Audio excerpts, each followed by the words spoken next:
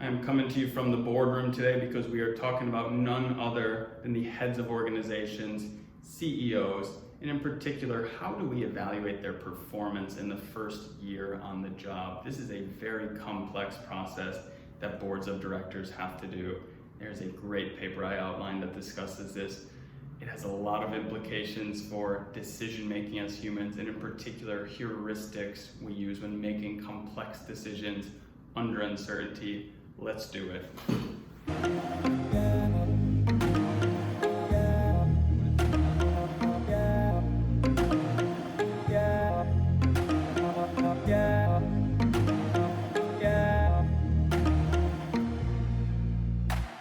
What is going on, YouTube? My name is Jamie Potter, PhD in Organizational Behavior from the Wharton School of Business at the University of Pennsylvania. My goal in this channel is to unlock the value of research for organizations. And with that in mind, I've been sort of late hitting on these topics that are more relevant to CHROs and high-level human resources decision makers in organizations. And another primary one, last week I talked a bit about retention, a big one. Another really big one for CHROs is CEO succession.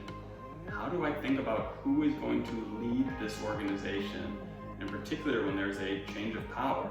One CEO is on the way out for one reason or another. Who is going to come and take over?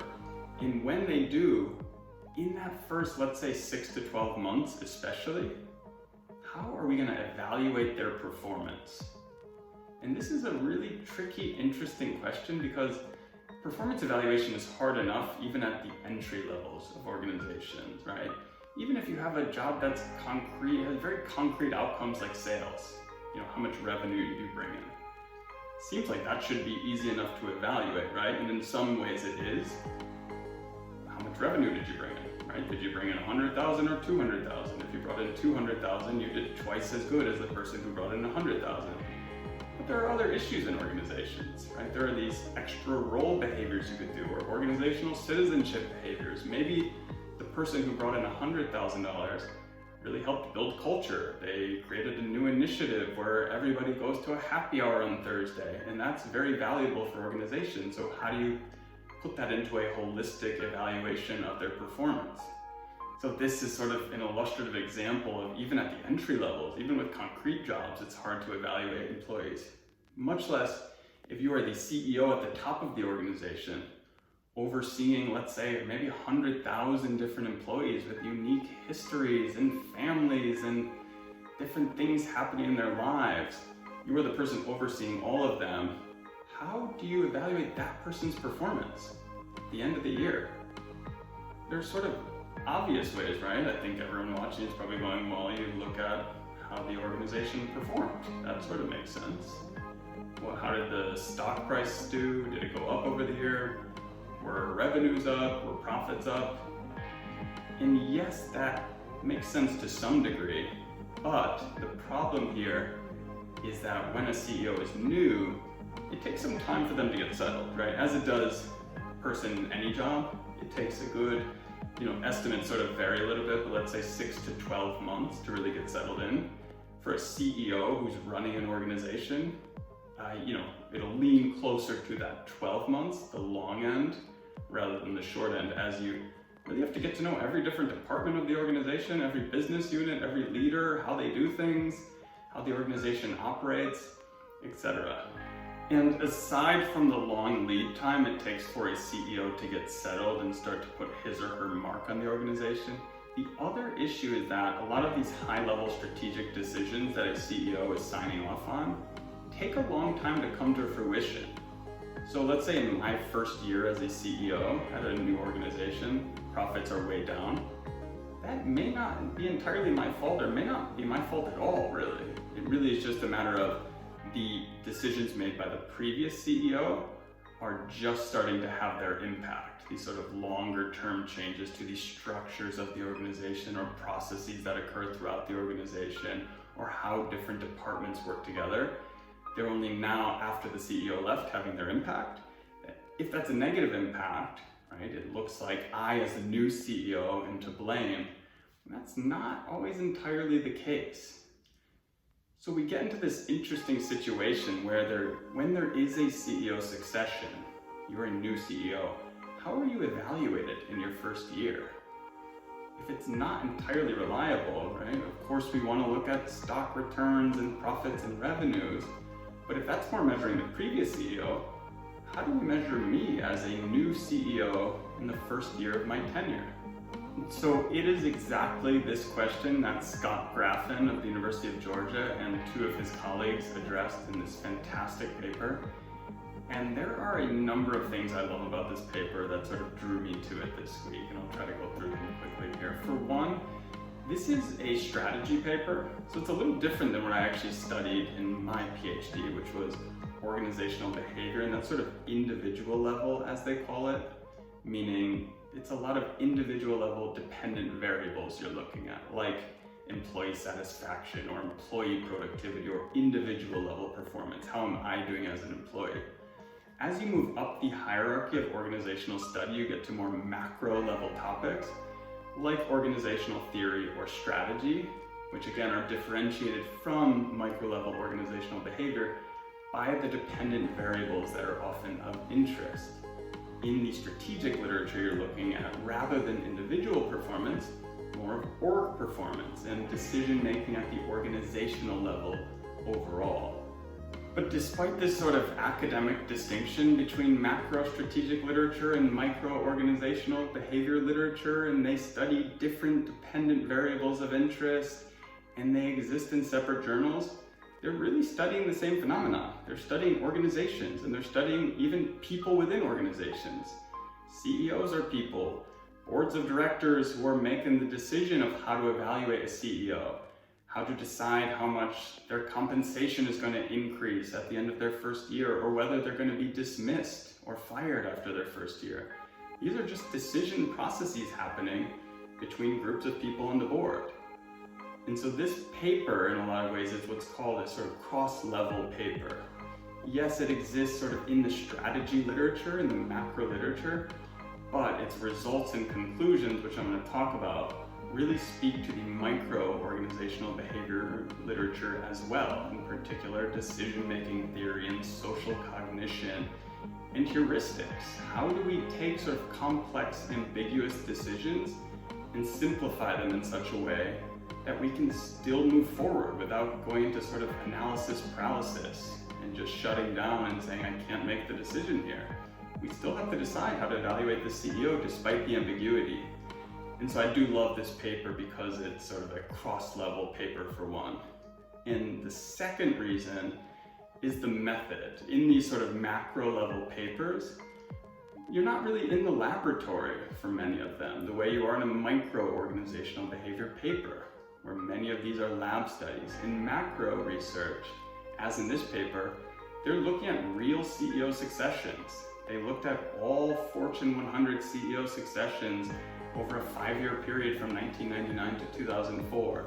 And that's always fascinating to me, because you don't have to prove that this is a real phenomenon. You don't have to prove that what I found in the lab actually will exist in real life. We're showing, based on the data, that this is a real life phenomenon, that what we're finding is actually relevant, likely for CEO successions happening to this very day. And so let's cut to the chase here. What do these authors find? How do boards of directors decide how to evaluate new CEOs? And what's interesting, sort of the big takeaways, relevant again, not only for CEOs, but really anybody starting a new job. The biggest factor that influences whether you will be evaluated highly versus negatively is the previous person that was in that role.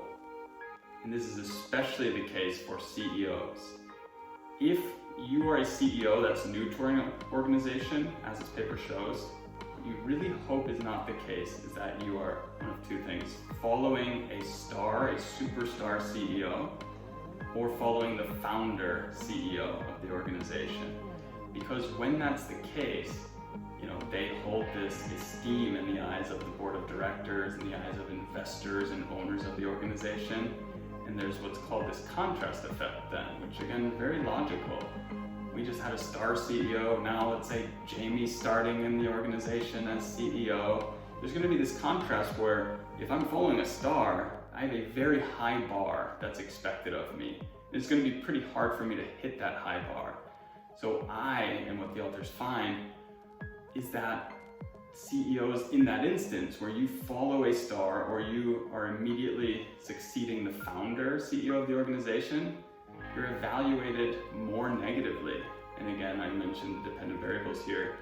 You actually have lower increases in compensation over the first year and actually are significantly more likely to be dismissed in your first year at the organization if you follow a star CEO or the founder. The other two heuristics that these authors show are used to evaluate new CEOs are also pretty interesting. One is, do you have previous CEO experience? In this, as you hear it, might seem like this doesn't sound like a heuristic. This just sounds logical. Well, it's logical to select a CEO for a role if they've had previous experience in that role, in this case as a CEO. However, what we're talking about here is evaluation of their performance over the first year. And really that should be independent of whether they've done the job before. Maybe they come in and are just a superstar and a natural, and so the fact that they haven't done the job before should not impact their evaluation over their first year. However, the authors find that it kind of does. And in this case, although it doesn't accord exactly with their hypotheses, what they find is that new CEOs, if they had prior CEO experience, they do receive a higher initial compensation package. They're paid more, again, which makes sense. However, they anticipated that they would also be evaluated more highly, meaning their compensation would increase more over the first year. They don't actually find that, and they argue it's probably because the initial pay package is so much higher, in this case several $1 million higher if they had prior experience, but there's not much room over that first year for it to grow. So the hypothesis was sort of supported in this case, partially supported. In the last of the 4 heuristics that are used by the board of directors to evaluate new CEOs is the stock market reaction. And the stock market is pretty crazy, as we've seen. It can go up and down very drastically, often pretty hard to determine the reasons why it goes up or down. In the middle of the day, it'll just drop a bunch and no one can really tell. In the case of putting a new CEO into place, the stock market almost always has a reaction here, either a positive one where the stock jumps 10% or a quite negative one where it can drop 15% overnight.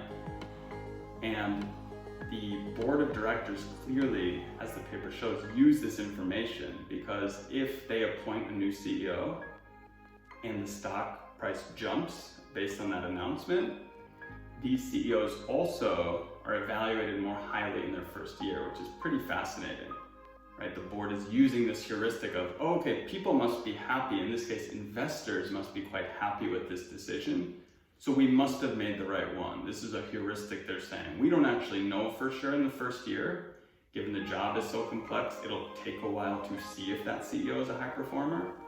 But given that the stock market is up, this must have been a good decision. They're telling us, the investors and owners are telling us we made a good decision.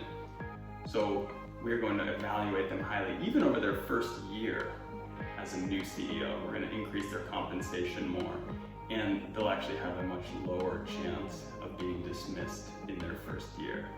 So as you can tell, I loved getting to nerd out in this sort of macro strategic literature a bit. As I said, it's a bit outside my wheelhouse, but it's always fun to read papers that are something a little different than what you're used to. And again, as I mentioned, this is a really cool one because the implications, although it's strategic, high-level macro literature, it does have implications for sort of decision making. In particular, what the authors talk about is these heuristics can often lead to bias, right? They're sort of quick ways that I make decisions that are not often overly thought out. And as this old paper, this really great old paper shows, when people are made aware of these biases, right, or these heuristics they use that may not be exactly the correct way to make a decision, they actually get better at removing themselves from these heuristics and actually making better, more informed decisions. I think that sort of speaks to all decisions that we make, all heuristics that we use. If we can think and sort of introspect about the biases we have, oftentimes that can help us to remove ourselves from them and make more accurate decisions that are based less on these sort of quick heuristics. That is it for me this week. Please do not forget to subscribe to the channel, check out some of my old videos. Comment below if you have specific thoughts or ideas on this video, or if you have a topic that you'd like to hear more about. I always just think week by week about what I find interesting, but if you find something interesting about organizations or something you deal with day to day, please comment below, let me know, and I will dive into that literature for you. But in the meantime, enjoy the weekend, and I will see you next week.